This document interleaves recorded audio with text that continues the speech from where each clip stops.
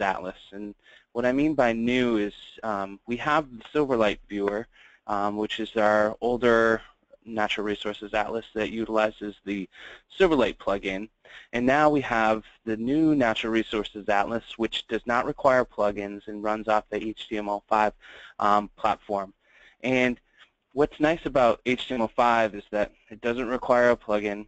You can use it on your phone, your tablet, any device, any browser, without needing to download any software to run it. And this webinar is also going to outline some of the new features that have come from this new, the new HTML5 Natural Resources Atlas. And there are going to be some subtle changes that, for those who have been using the HTML5 viewer, will notice in the toolbar and a few of the new features. But it's also going to provide some of the functionality that was available in the Silverlight viewer, is available in the Silverlight viewer, which is now available in the HTML5 viewer. And this is all in an effort to reach functionality or functional parity between the two viewers, because the Silverlight viewer is on a limited lifespan, even though we will make it available for as long as we can, or as long as Silverlight plugin will be available. But HTML5 viewer is the way of the future. We're trying to get everyone ported over to this new viewer so that it'll become familiar, so when the time comes to retire the old Silverlight viewer, everyone will be comfortable and will manage in this new software. So I'm going to outline not only the new features, but I'm going to start from the beginning and kind of outline the entire basics, new features, the map layout, etc. So I'm going to go ahead and get started. So what you're going to see today, this is a pre-release development viewer.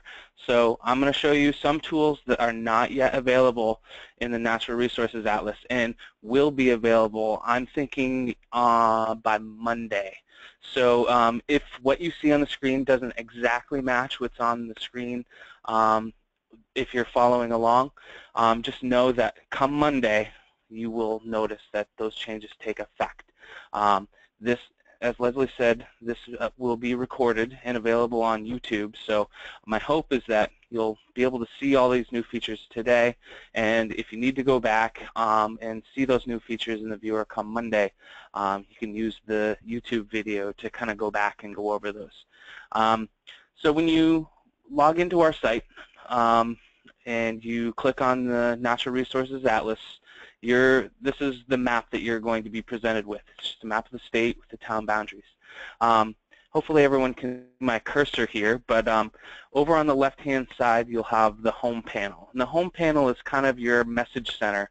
We list things like registering for this current webinar, and after this webinar is over, I'm going to make an announcement on the left-hand side. This will say that new features are coming come Monday, and to look out for those. And once we get the webinar uploaded, I'll probably post a link to the webinar, for the YouTube link to the webinar over here on the home panel as well.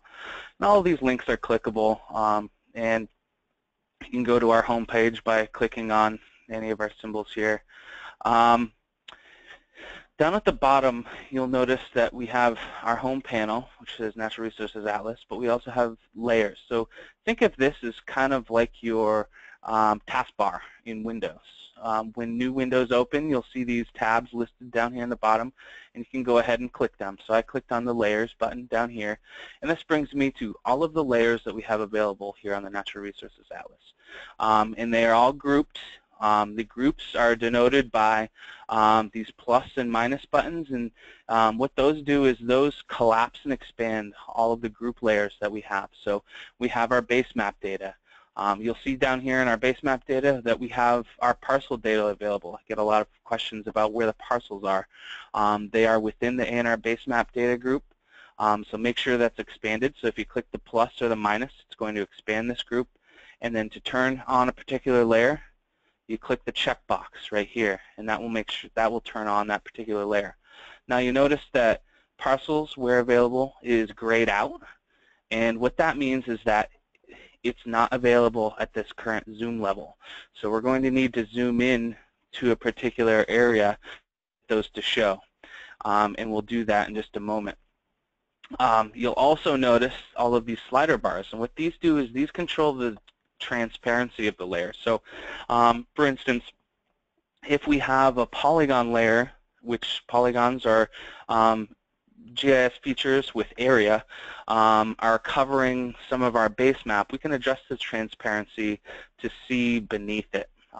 So in the case of water bodies, you might need to see beneath a lake or something along those lines. And we have our other group layers, forest, parks, and recreation data, things like our urban tree inventory, our trails, roads, managed lands, etc. Drinking water and groundwater protection has our private and public wells as well as our source protection areas. Popular soils layers in here with links to our soil, or excuse me, not our, the NRCS soils data fact sheets, watershed protection, dams, stormwater permits, a lot of data in our watershed protection group, fish and wildlife, etc. So something to keep in mind, this is our layer list over here. I'm going to move over to the map area.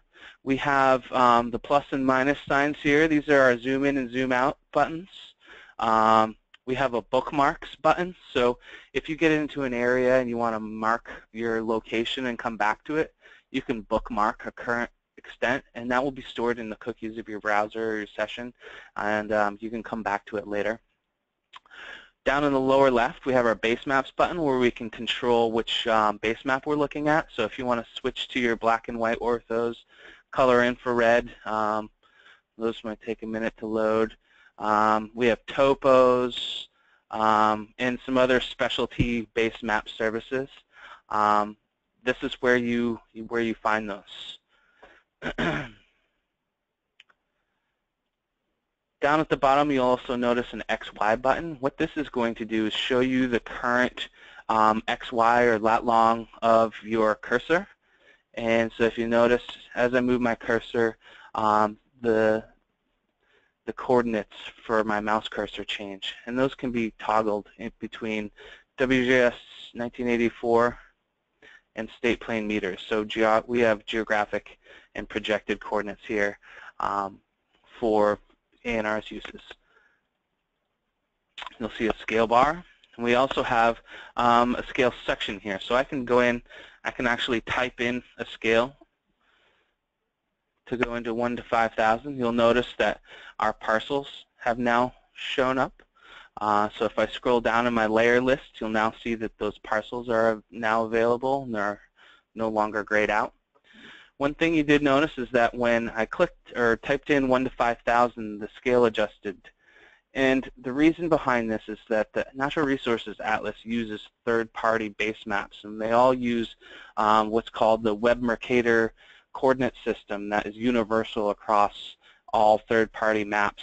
And the caches for those particular map services are separated out in different scale levels. So those scale levels, unfortunately, aren't done in even and what should I say? They're not done at very readable levels. So 1 to 5,000 isn't exactly cached in the Bing base map or the Esri map. So what they do have cached is 1 to 4,514. So when I type in 1 to 5,000, it finds that closest cache level and zooms directly to it, and it adjusts the screen for it. So just something to keep in mind. Other zoom options, you can use the scroll wheel. If you scroll it down, it'll zoom out. If you scroll up, it'll zoom in. Also, if you double-click your mouse, it'll zoom in. And to pan the map, you click and drag. Some basic functionality like in Google Maps, Bing, etc. They all use this similar functionality. So now I'm going to move up to the quick tools. Also, well, before I do that, let me show you some other options within the layers list. If you click these, I've heard them called hamburgers before, but these little icons here show you all the options for a particular map window. So in this case, we can show the legend for our layers that are turned on, and you'll notice that down towards the bottom in our taskbar, the legend tab is now open. Just next to it is the X, and this is going to close this particular panel and bring me back my layers. Now, I've had some users ask, where did my layers go? You know, I might have closed my layers panel. And so in that case, what likely happened is they might have clicked the close button. And what that'll do is it'll say, oh, man, where did my layers go? And you can access them in different areas. I have it added in the quick tools to show map layers. So if you click that button, it will bring your map back, or excuse me, bring your layers panel back. Just below layers, you'll see a drop down, and these are all what are called themes. So we have different themes set up for different types of projects or different use cases. In one case, we have a water wells theme, which turns on our private and public wells, as well as source protection areas, etc. It also changes the base map in case there was a specific base map specified. Things like wetlands, we have shoreline development, there's conserved land themes, etc. Default Atlas layers is checked off, and this basically just controls what layers are available and which layers are turned on by default.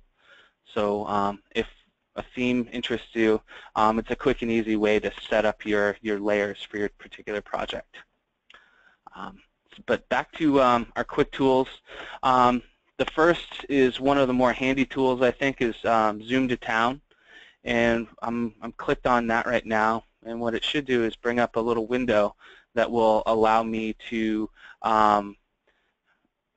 zoom to a particular town that I start to type in. So in this case, I'm going to zoom into my area here, and you'll notice that I only have to type in the first few letters, and it brings up a suggestion list.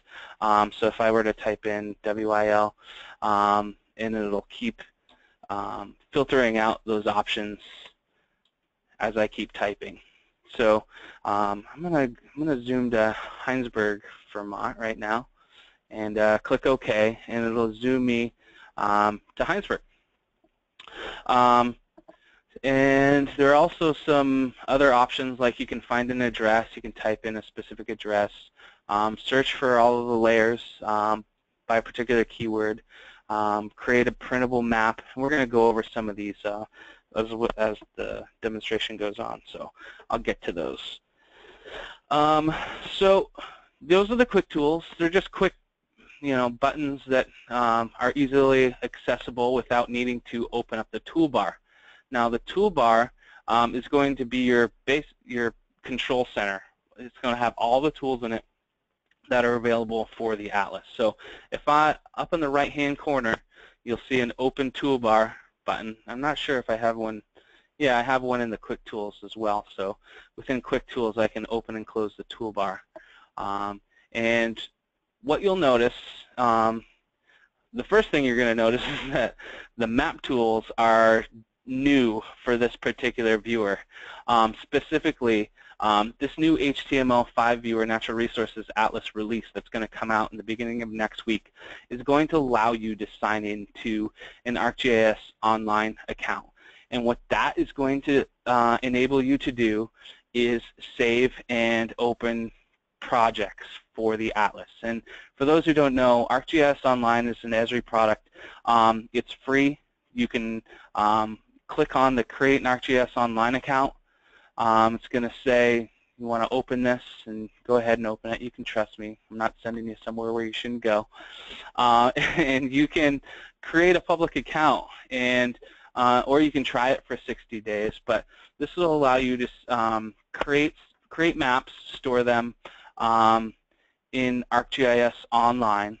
But it also will enable you to open, save, and share projects that you create in the Natural Resources Atlas. So I'm going to go ahead and sign in, and what you'll notice is that it requires the map to reload. So if you feel like you're going to be saving and opening these projects, probably the first thing you should do is sign in, because it's going to reload your map. So if you have something started and you click to sign in, you're going to lose those changes. So step one, if you're planning on saving your project, sign in first. And it's going to give you two options. ANR provides some usernames and logins for some of our staff for doing things like editing map layers, etc. For the public, we'll probably require them to sign up for an ArcGIS Online account. So what I'm going to do is I'm going to log into our ArcGIS Online account. We have what's called a organizational account, which allows us to do a little bit more. So if you have an organizational account, it will enable some additional functionality in the map, which I'll also show you in just a moment. It helps to log in correctly here. There we go. So now I'm logged into our ArcGIS Online account. It's going to bring me back to the Natural Resources Atlas, and it's going to bring me to a fresh map. So once this loads, you'll see the splash screen here. I'm going to go ahead and start creating my map. So I'm going to go to my Quick Tools. I'm going to zoom to a town. I'll go back to Heinsberg. There we go. So now we're back to about where we started. I'm going to open up my toolbar again, and I'm going to go over some of these tools. So you notice that now our sign in button is grayed out because we're currently signed in, and what it allowed us, or what it has enabled, are these save and save as buttons. So this will allow you to save the state of your viewer. So that includes where you're zoomed to, your map, your drawing, your measurements. Maybe you've added a shapefile to this, and we'll go over all of these. And once you've done that, say you want to save it and come back to it later, being signed into ArcGIS Online is going to allow you to do that now. There are also some share options. You can share in Facebook. You can send the map in an email. You can export an image of the map. We give you different options for images. You can also include georeference data in there. So if you're importing it into another software package that will take a projection file, you can do that. I'm going to come back to this in just a moment, but this will be available if you are if you have an ArcGIS Online organizational account. You can also view your content within ArcGIS Online, and again, the button to create an account. The last three, one is our disclaimer. There's a contact us button, so if you have a question, anything specific, make sure you give me a name and a subject and write your email at the bottom, click submit, and that's going to send an email directly to me. So if you want to praise how good this webinar is, go ahead and click that contact us button and talk me up so I can forward those to my boss. That would be great. One of the print option is here. I'm going to go back to this once we set up our map a little bit more. So I'm going to quickly go through some of these tool tabs here so that we can start creating our map, especially the navigation tools. These are all pretty self-explanatory, and those that are which, if you've used this before, you're familiar with. Pan button, zoom in, zoom out, zoom to town, which we already did. Full extent is going to bring us back to the state, so I'm not going to do that. Previous extent is going to say you zoom in a little bit, and you want to go back to where you came from. Use the previous extent button. That's going to zoom you back. And of course the bookmarks, which we talked about.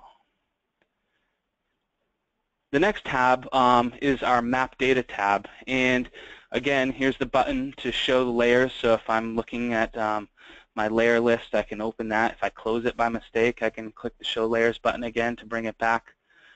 I also have a new, it's relatively new, tool called Ortho Year, which this allows you to do is, I get a lot of questions about what year the imagery is from. And if you're looking at the Bing-based map, which is our default service, I don't really have a good answer because Bing likes to stick.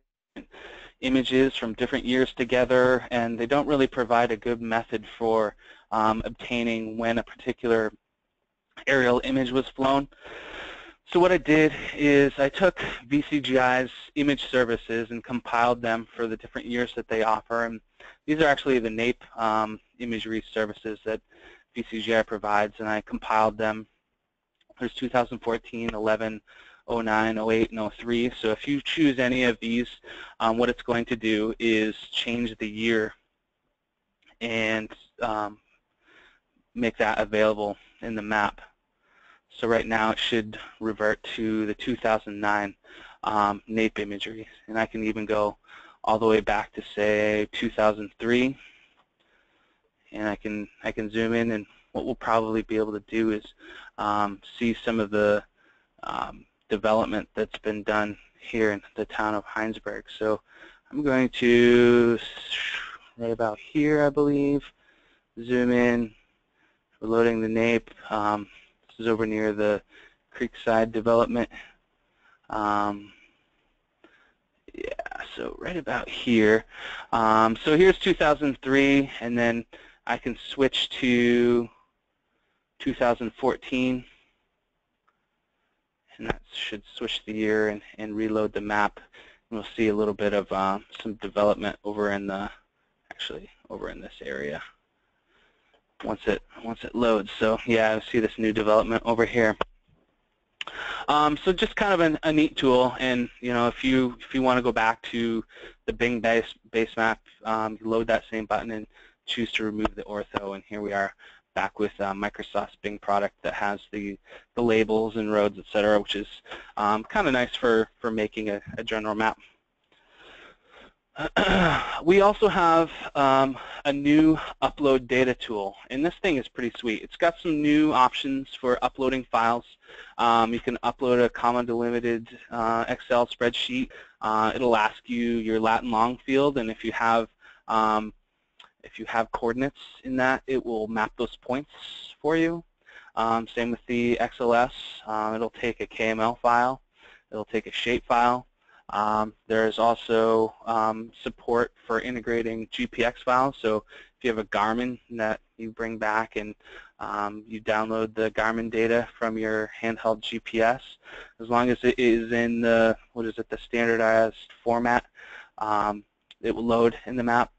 And also new is it has support for a zip file which contains a file geodatabase or shapefile. So if you have a series of shapefiles in a zip file, you can upload those into the map. So what I'm going to do is I have a zip file that has a file geodatabase in it. I'm big into snowmobiling, so I GPS'd our vast trail. So I didn't do it this year because there was pretty much no snowmobiling this year, kind of a sore subject. But over the course of the last couple of years, I did that with the GPS and created a file geodatabase and zipped that and stored it on my computer, so I can go ahead and open this and choose upload. And what that's going to do is add it to my map. It'll ask me to give it a layer, so vast is cool. Would you like to publish this layer to your ArcGIS Online account? Sure, I wouldn't mind making that available for later. So let's proceed. And it'll give you a message. Publishing to ArcGIS Online can take several minutes. Are you sure you want to proceed? Okay. And what it's going to do is it's going to unzip that file. It's going to see what's in it. It's going to publish that to my ArcGIS Online organizational account. This is functionality that's only available for those with an organizational ArcGIS Online account. If you don't have an organizational account, you'll still be able to upload your file. You just won't be able to store it in ArcGIS Online. So it'll still show up in the Natural Resources Atlas map. So while this loads, I'm going to go ahead and move on. You'll see that this is working down here in the bottom. You can actually click to close it, but I like to know that it's still going. Next tab is our Draw tab. Some of the drawing tools are carryovers from the last viewer version. There are some subtleties in how the map tool or the draw tools work. I don't know if anybody uses snapping or not, but snapping's kind of neat, and what that'll do is it'll take the boundaries of your drawing and allow you to snap them to particular layers. So like if you needed to put points on parcel boundary corners or something like that, you could use snapping to do that, and I'll show you in just a second.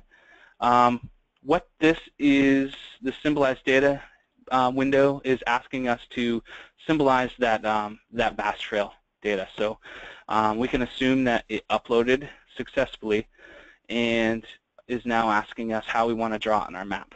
So I can give it a new color. So we've got a bunch, we've got the entire rainbow and every shade of the rainbow that we can use, but let's just go with red. Transparency, again, this just sets whether we can see through the line or not. I don't really care. Line style, let's make it a dash, and proceed. Now that is going to add the feature class that was in that file geodatabase to our layer list. Now how do we get back to our layer list? We've got it down here in our taskbar, so I'm going to go ahead and click layers. And now we see Vast Trails Line, which was the feature class within that file geodatabase. So we can turn it on, we can turn it off. You saw that it automatically zoomed to it. If I clicked to the right of it, we can zoom to its extent, or we can remove it from our layer list. But I'm good with it, so I'm going to go ahead and close this panel. So now that we have our vast trails in here, I'm going to go ahead and zoom back to where we were over near the development here. So I'm going to use my scroll wheel, and I've got my draw tool enabled. See, it's shadowed here. We have snapping enabled. Look at what it's doing to that button, that dot right there. It's snapping to that line that we uploaded because that's a layer that we have turned on. So what I want to do is I want to snap a point to where I know there's a snowmobile bridge. I'm going to put my snowmobile bridge. If we zoom in, I can see those. There's a bridge there. It's going over Patrick Brook. Oh, it's a blue dot. Is that okay? Well, I have styles here. I can change the color. I can change the symbol. I'm good with the blue right now. I'm going to go ahead and put another bridge right here. To edit those, I can choose the edit option, and that'll allow me to click on this and hopefully move it. Let's see, click. I can move it if I need to. I was okay with it right there. It'll allow you to, if I have some polygons, so if I draw, say, a rectangle, let's draw a rectangle over here. If I choose edit, click on it, that'll allow me to choose, you know, how big I want it, if I want to add vertices or make it bigger. I think I can rotate it if I need to. So those are the edit tools which are very much improved. There's an erase tool, so the erase is just basically click on the feature and it'll remove it. You can see the message down here. I can close that. Clear is going to remove all drawings from the map. So if I choose that, if you proceed, all current drawings will be erased. That includes measurements too. So if you have some measurements, keep in mind if you click the clear button, it's going to remove all of those. But I actually want to keep my two bridges here. The next option is to export the drawings. And what this does is it's going to take all the drawings that I have in the map and create a shape file from them so that I can download those to my computer. So I want to go ahead, I'm going to download my bridges here as a shape file, and this creates an export.zip file in my downloads folder. So if I double click that and see what's in it, you're going to see a point shape file in here, which can be used for whatever. If you want to use it again within this project, say I clear my drawings now, I can go back to the Map Data tab. I can upload data, I can choose my files, and in my downloads, I think, yep, there's my export zip file. Open and upload. This is really just uploading the graphics that I just drew on my map. So I'm going to call these Vast Bridge. Would you like to publish this layer to your ArcGIS Online account? Nah, I don't need to. It asks me what color I want to make them. Let's make it a orange. Marker size, line width, etc. Marker style, I can make it a diamond or a square. Let's make it a square. And line style solid, and proceed. And now we should see those bridges on the map that we just drew. So now you can see we're kind of building a GIS project here, and we're doing this all within the Natural Resources Atlas online, which is cool. No software needed. All we've done is gone to a particular URL. So we've gone over the draw tools, identify tools. So let's do some identification. There's a lot of new things in the identify tool that I want to go over. So let's go ahead and turn our parcels back on. Let's make sure none of our tools are turned on. And I'm going to go back over to our development here. So we have, what are there? There's 5 different identify tools. There's a point identify, line identify, polygon, and rectangle. If you're just clicking on polygons, the point tool is kind of nice, but sometimes it can be hard to click directly on, say, a line. So I'm going to use the rectangle tool, and I want to identify our vast trail here. This is going to give me all of the features that are currently visible in the map and display them over here in my identify results. So the first one is blank because we didn't have any attributes tied to this particular feature. This one we uploaded. And so I know if I click on this, it's going to give me the vast trail that, or the vast trail segment that was GPSed. This is the club, how many miles, condition 3, status 1. But what's important here is that for the particular result, what I can do is take some, click the panel actions button or the hamburger and do some things with it which make it very powerful. So what I can do is I can buffer this particular line. So say I want to buffer it 50 feet. That sounds good. What that's going to do is it's going to buffer this particular line 50 feet and identify all features that were 50 feet within this vast corridor. And this is what this is going to do is, since our parcels were turned on, these are all of the vast segments within 50 feet, but it's also showing all of the parcels within 50 feet. So if you think about it, what this is powerful for is, say I wanted to identify all the landowners within this particular trail corridor. I can use that buffer tool, buffer out 50 feet, and get all of the parcels within that corridor and be able to click on those and show, you know, maybe if in this case the town of Heinsberg has span numbers, I can cross-reference this with the grand list at the town office and get the owners' names and addresses to send out our letters. But I have a lot of them, and it's kind of hard to see them all in this Identify Results panel.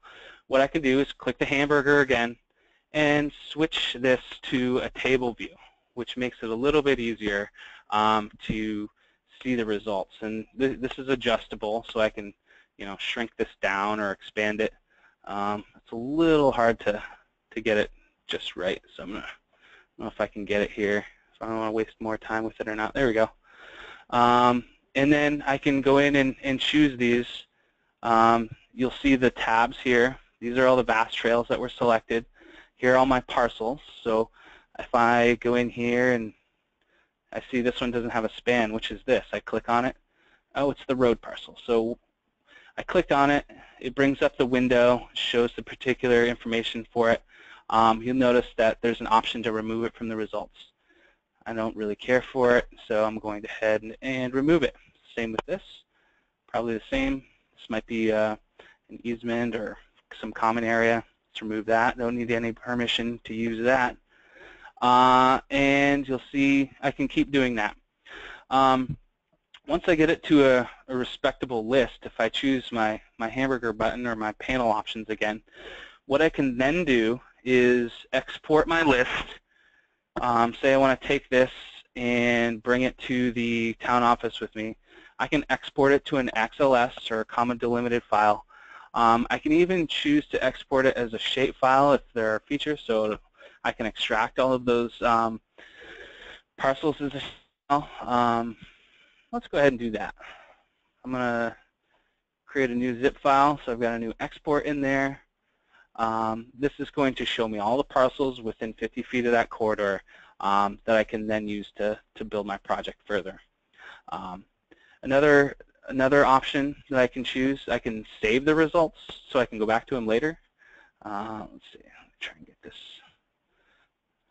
so everyone can see it. I can save the results so I can go back to them. And I can call it something specific, so I'll call these trail landowners, save. And what that's going to do is, if I close this and I lose my list of identified features, oops, still have it enabled here. Now I only have one feature selected. Now how do I go back to get that list I had created? Within the hamburger button again, open saved results. I can even switch back to the list view and open my saved results. Here are my trail landowners, and here's that saved identification or that query that I did. So just an example of how powerful some of these options are. You can also combine results if you have multiple saved results.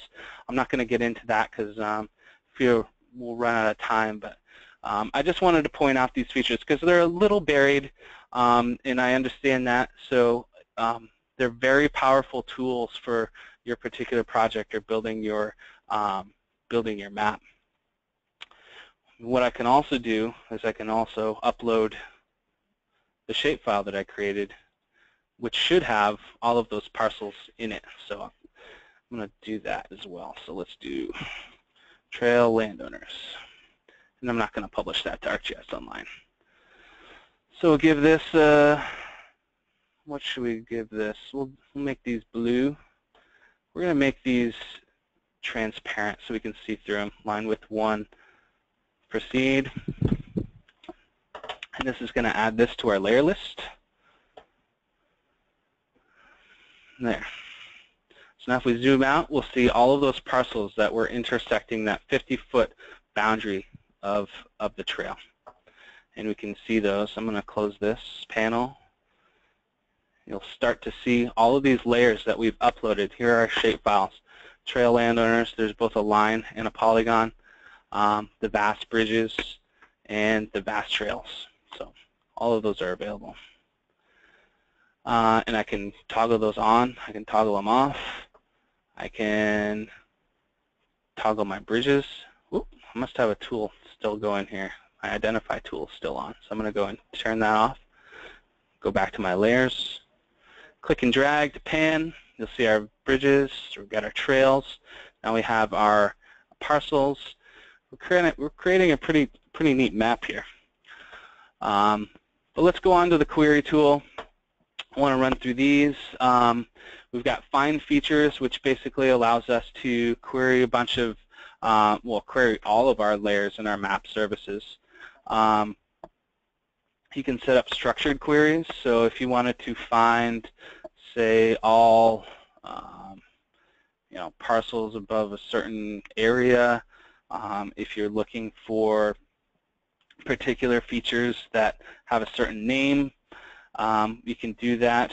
We can look for streams or rivers that have a certain name. Let's try. Let's do. So if I do streams and rivers, go up here. I can choose something that equals the name equals, and I can start typing in values here. So if I do, Patterson Brook, Smith Brook, etc., I can choose those and search for them. Spatial filter just basically means search within the particular extent or none, and then search. And this is just going to search for those results. Filter is a little different in that It filters for layers for a certain condition, so visible right on the map. So if I filter a particular, so say parcels where available, where acres is, greater than 100. Sure, we'll filter those. So this is only going to give me parcels greater than 100 acres within the map view. Let's see if I can get in here and have them turned on, but won't get into that too much. But if you have a certain condition that you need to meet for your filter, you can do that. There's also a clear button, so this should turn them all back on. I think that didn't work because the acres field isn't exactly filled in for all parcels, so it probably didn't work for Heinsberg.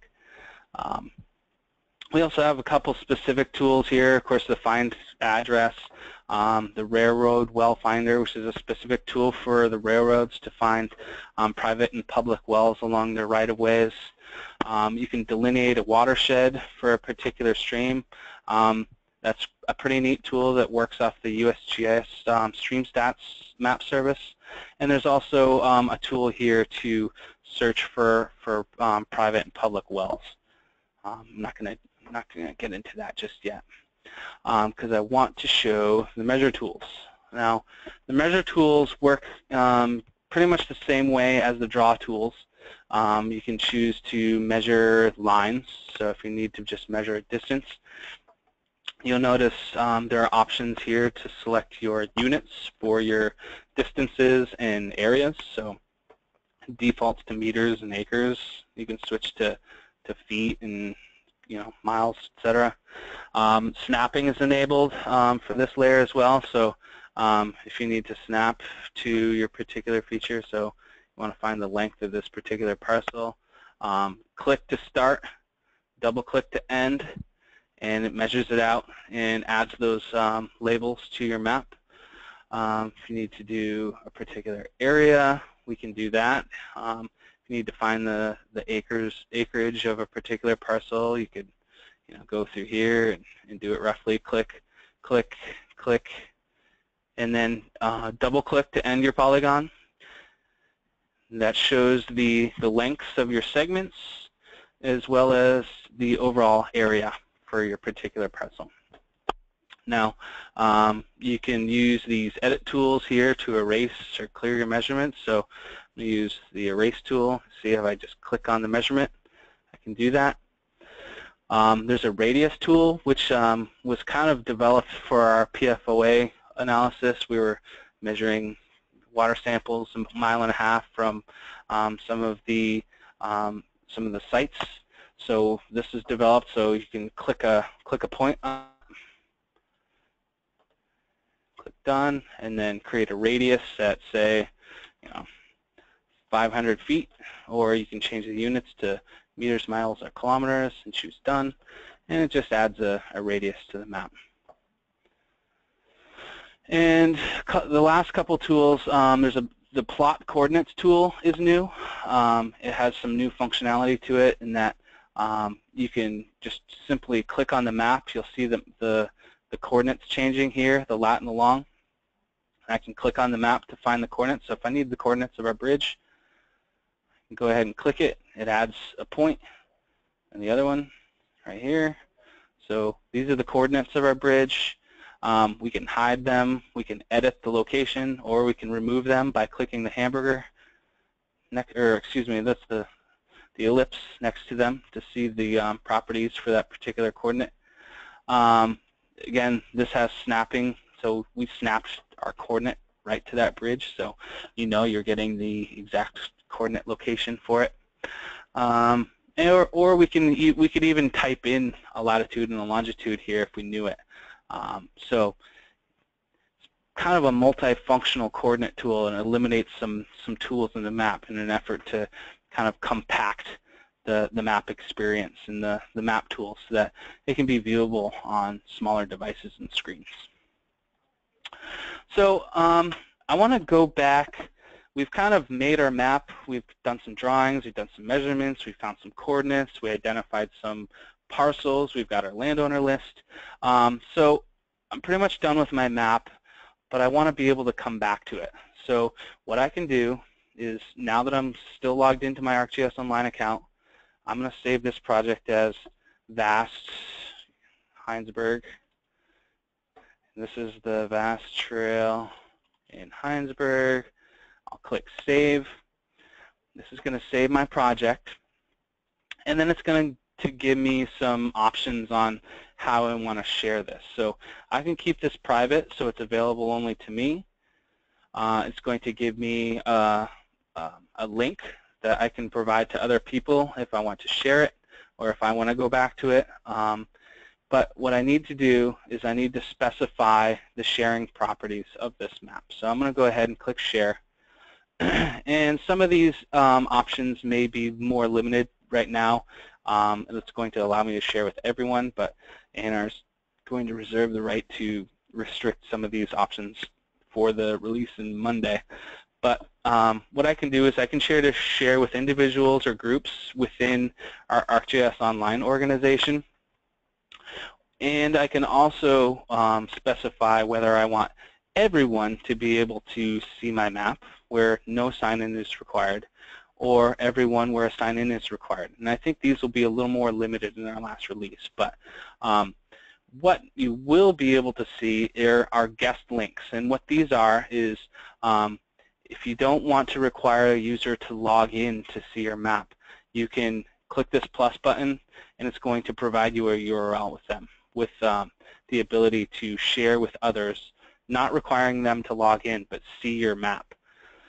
The other option is to edit your particular map, so they can go in and they can do things with it. And this will provide a different URL that you can share. And when you're done, save sharing. And I want people to see my map, so I'm going to save my sharing. If you want to share your map publicly, okay. And so now, if I go to open my map, I should see it in my map list, as I do here. So I have the option to show my projects or those that have shared those projects publicly. So I see an E911 and a VCGI map in here that I could turn on. But I'm only interested in my maps, and I can go back to this map whenever I need to. One of the other options, for those that do have ArcGIS Online organizational accounts, you can save this particular map to your ArcGIS Online organizational account. So I'm going to go in and I'm going to give this a name. So I'm going to call this Vast Heinsberg and export. And it's packaging all of your shapefiles, your drawings, all of the layers that were available in the map that you had turned on in your layer list, and make it available in ArcGIS Online. So if I choose Open in ArcGIS Online, it's going to open our ArcGIS Online organizational account. This is our URL to it, and a link to our map. So I'm going to open this in a map viewer. And it should load up our particular map. So it says, well, we can't use Bing and ESRI, so I guess they're at odds with each other about using the base map in their application. But you'll notice, and that's okay, we don't need that. You'll notice that it has the shapefiles that we uploaded, our coordinates, the drawing, basically our map tips that were enabled, all available here in our layer list. And people might be wondering, well, why do I need to do this if I can do it in the Natural Resources Atlas? Well, some organizations have ArcGIS Online accounts that embed these maps in their own organizational websites. So I can go in ArcGIS, choose my content, I can find my particular map, and I can create my own application from it. So if I go in here and I'm looking at Vast, I'll see my file geo database that I uploaded, as well as my web map. Here's Vast Heinsberg. I can open this up, I can share this with others, and I can even embed it. So if I share this publicly, I can embed this map as an application within my own website. So just another layer of functionality that we're offering here with the Natural Resources Atlas. It might have limited use, but I think some might find it very helpful. Lastly, what I want to show are the print tool. So here's our print button. So this will give you the option for selecting multiple layouts that we have set up. In this case, there's an 8x11 landscape and portrait map, 11x17, and then the different units, meters and feet. So I'm good with this. Output format, I'm going to keep PDF. Resolution, let's bump up to high resolution. We don't want a grid. The map scale. So you see how the map turned red here? What this is doing is it's showing us what the current extent of our map is. So I'm going to go back. You'll see the frame of the map here. So this is what the current extent option was. And we can lock that print preview with the map. It's just showing you what's going to show up in your PDF when you create it. You can choose a certain scale. This is our current scale. Current extent is basically the corner to corner of your map, and it will adjust the scale accordingly. I'm going to give it a title, so we'll call this Heinsberg Bass Trail. And any notes, I'm good. Click print.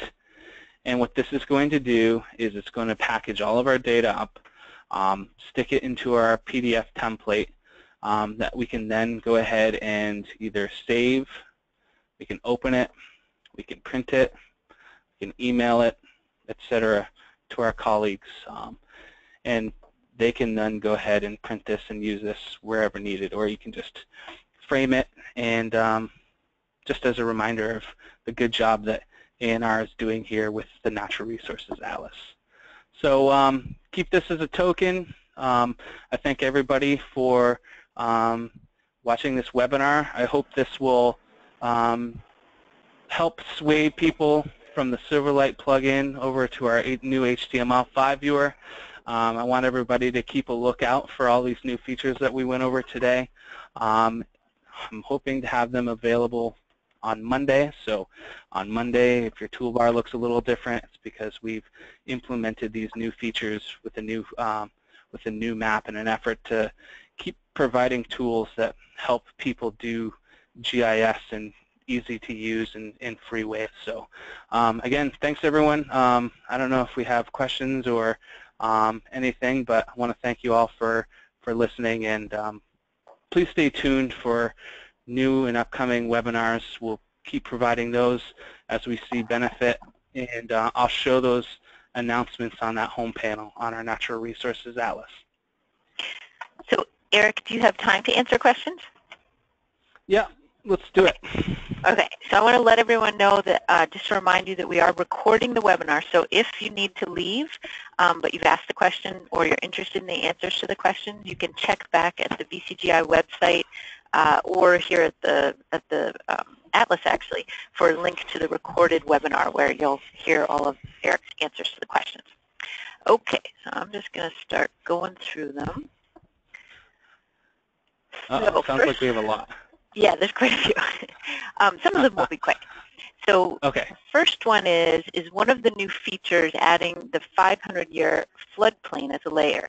The person who wrote this in said they were using the floodplain layers the other day, but it only appeared to show the floodway and the 100-year floodplain. I don't know off the top of my head, but shoot me an email and I'll tie in with Ned Swanberg, our floodplain coordinator and supervisor, and I can get that answered for you. Okay. Let's see. Is there a way when you're creating a map to add a town or business logo to the map? Town or business? That's a good question. I don't think there is. All of the all of the PDFs that are printed are based off of a template that we preload with our own images. So that's not to say that you can take the PDF and then superimpose your business logo on it. We're not going to get into any copyright infringements by doing that. So there is no option for doing that in the Atlas, but it's a good suggestion and something we can consider adding as functionality enhancement for printing and creating maps in the future. Okay. How can I highlight the project site I'm looking at so that it stands out, and also how can I get that to show on the legend as the project site? That is also a good question. What you might do is draw a particular polygon using some of our styles that we have listed. So here we have some, if you wanted to highlight something, you might be able to create a polygon using the draw tools to outline an area. And as far as the legend goes, I don't believe there's a way to do our drawings as an entry into our legend. So I think as kind of a two-step thing, you could do this and then export this as a shapefile and then bring it back in. It's a little bit workaround. Yeah, so that might be a good suggestion, is taking your drawing, export the drawing as a shapefile, and then you'd have the ability to interact with it a little bit here. And then I think if I show, let me close this project. I want to go back to my layers here. Show the legend. You'll see them in the legend as the shapefile that you uploaded. So that's a good suggestion. Another question is, why aren't we using Google Maps instead of Bing Maps as a base layer? Google doesn't like our base maps, or doesn't like their base maps used in outside of Google applications. And I know that there are some projects that utilize it, but they're stuck with the Google API or the Google Maps API. So Bing allows Esri to use its maps as a map service. Of course, we have Esri's aerial imagery that we can select. Unfortunately, in our case, we'd have to be using a Google application in order to use the Google Maps. Let's see. Here's a good one that I was curious about. When you published your layer to ArcGIS Online in the midst of this, did that automatically make that layer public? That's a good question. I would imagine it did. So if I go back to my ArcGIS Online account and I look at my content, I should see my geodatabase listed in here, and it says it's not shared. And I assume that's because we've been signed in. We're signed into our Natural Resources Atlas account. So if I go to sharing, it has not yet been shared publicly. So no, it's still private. So maybe the default is to leave it private. It is, yeah. I mean, certainly you can go in and make it public after the fact. Right. But the take-home is that you're signed into your account using the Natural Resources Atlas, so you're able to see those features because you are logged in. But if I were to sign out, I probably would not be able to see those layers here in the Atlas. Right. Actually, that reminds me of a question I had, and I may have just missed this, but when you, with your option to add data to this, to your application, can you add ArcGIS Online layers? No, not yet, but Okay. that is coming down the pike. So we're hoping to release that as functionality in the future. So keep an eye out for that. Okay. And here is a question I think you answered actually a little bit later after this question was asked, but when working with a parcel layer, is there a way to select for a particular parcel and remove others? And I think the filter functionality was... Yes, the filter option in the query tab is what you would use. So I kind of failed at one particular filter for the parcel layer, and I kind of hinted that it might be just because the acres hadn't been filled in for this for the town, but I can filter for a particular span. So if the span contains, of course, you'd have to know exactly which span you're talking about, but I would do that here in Click Filter. Yep. And then, let's see. Oh, and here's a question, just for anybody who joined a little bit late and didn't hear Erik say this. Someone was asking, I think they're trying to follow along and do it as you were doing it, and they said they couldn't see the buffer results and adding a circle to map options. And I actually responded to that to say that this version we're looking at right now hasn't actually been released yet, and you're planning to release it next week.